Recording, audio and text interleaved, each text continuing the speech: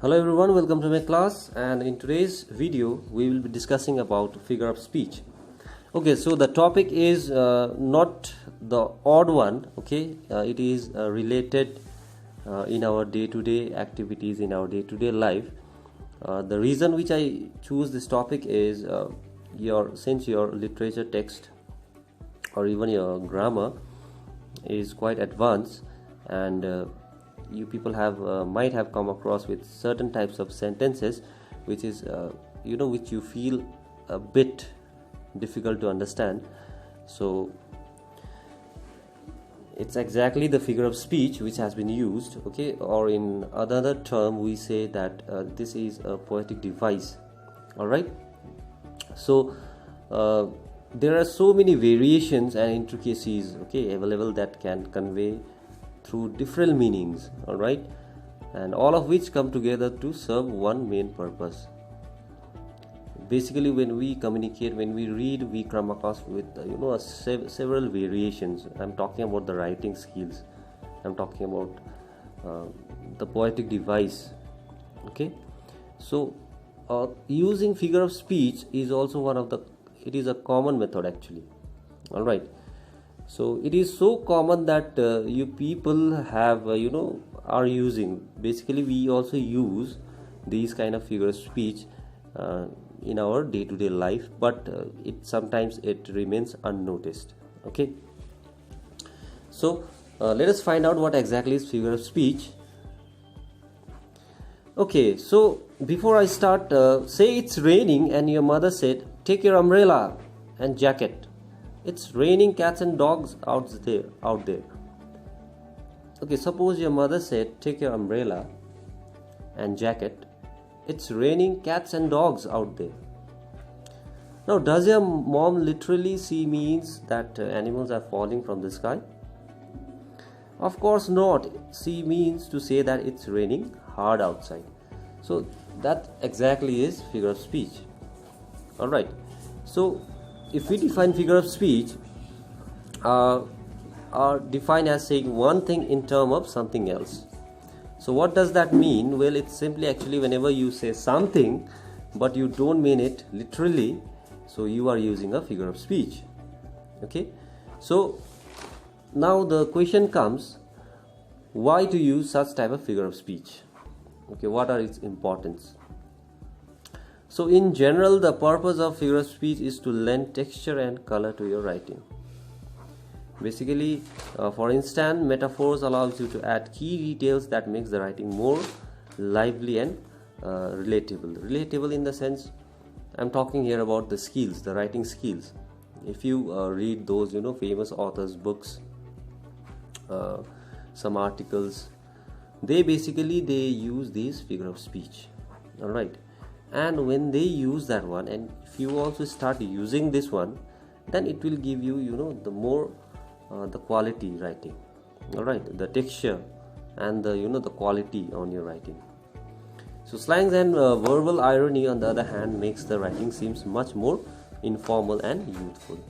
So finally, other figure of speech like idioms and proverbs allow a writer to draw on a rich culture tradition. So I am talking about the standard of writing, okay, the richness in writing. So this figure of speech it plays a major role in developing your writing skills, all right. So let us see some types of figure of speech.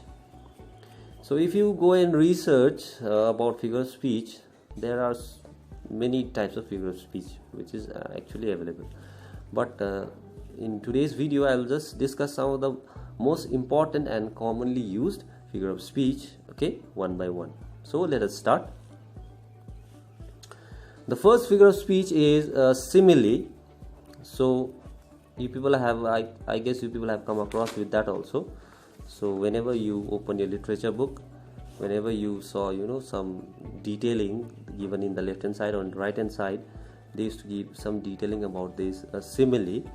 So a simile is a comparison. So when we make a comparison between an object, all right, but we use the words like, like, as, seems or appear, okay.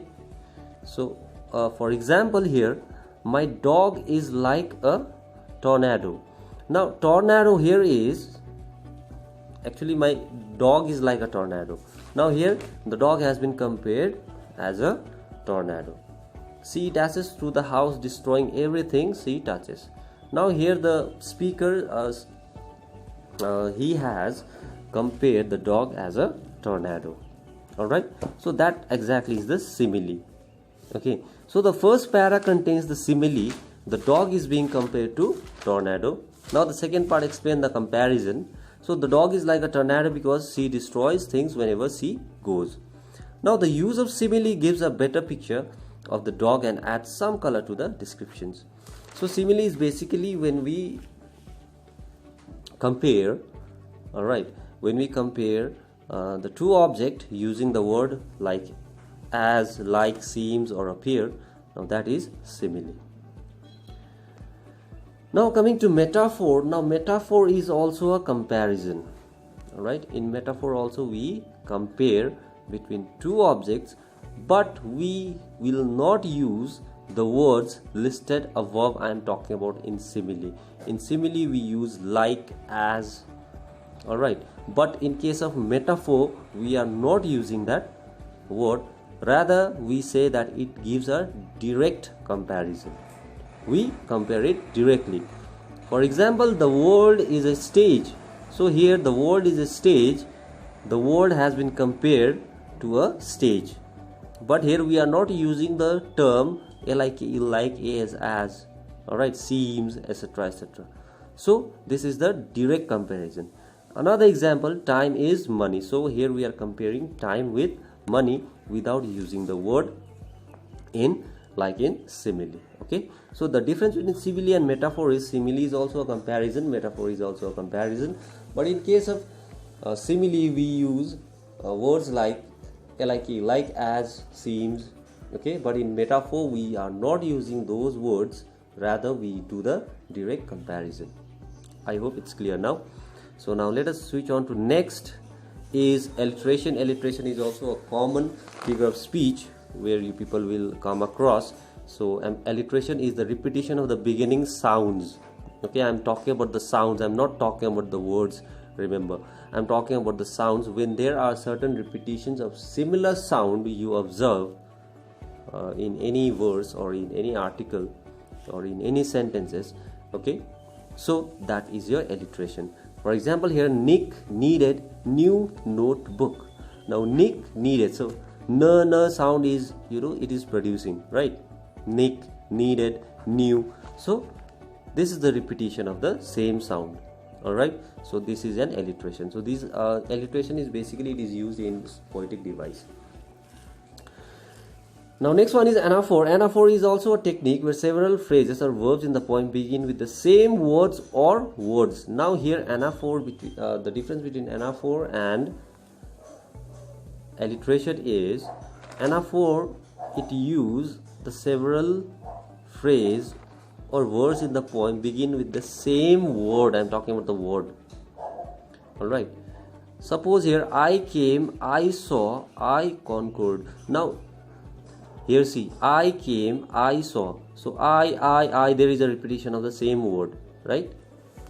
So this is an anaphore. Now what is the difference between alliteration and anaphore? Is alliteration, it is a repetition of a similar sound, alright, in a sentence. Anaphore is a repetition with same words. I'm talking about the words here. I'm not talking about the sound. Okay, I suppose here. So hope it's clear now. Now talking about irony, this is also one of the common figure of speech used.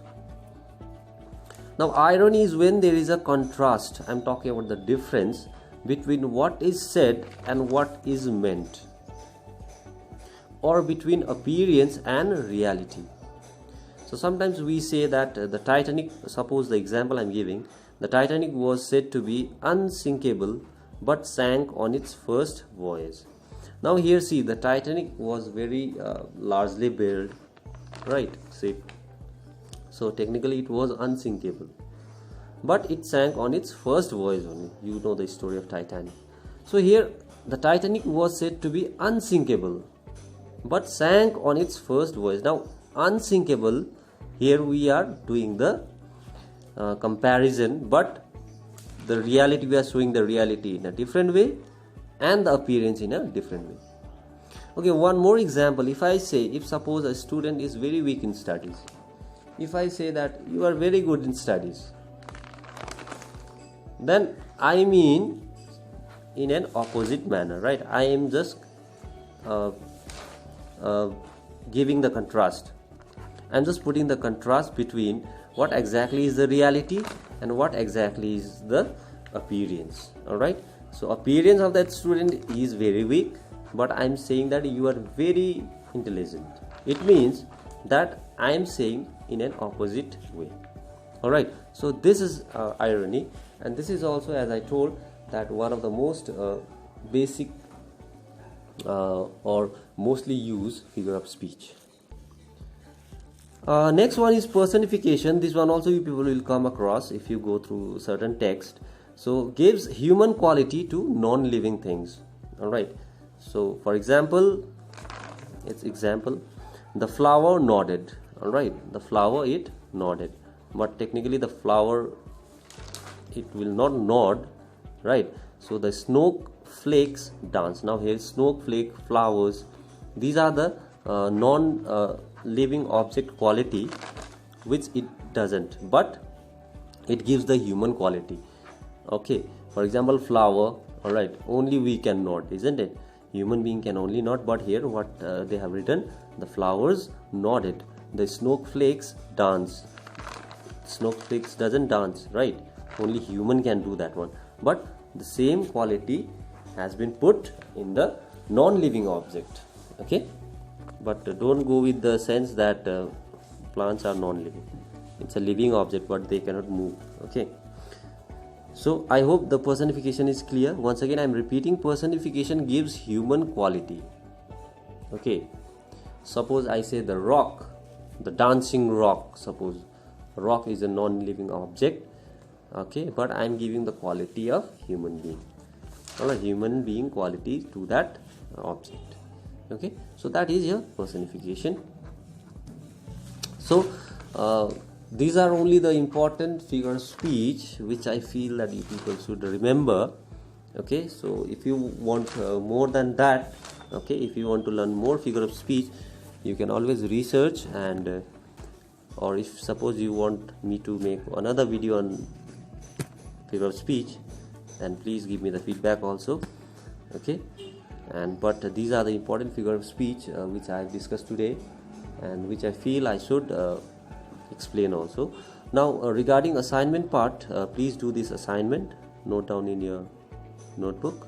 Okay, so first one is, what is a figure of speech, and what is the difference between simile and metaphor? Write 5 examples of personification. You do some research, write 5 examples of irony. So these are the assignment, and kindly submit on time. Okay, so that's all for today. Thank you very much. Stay safe and study well.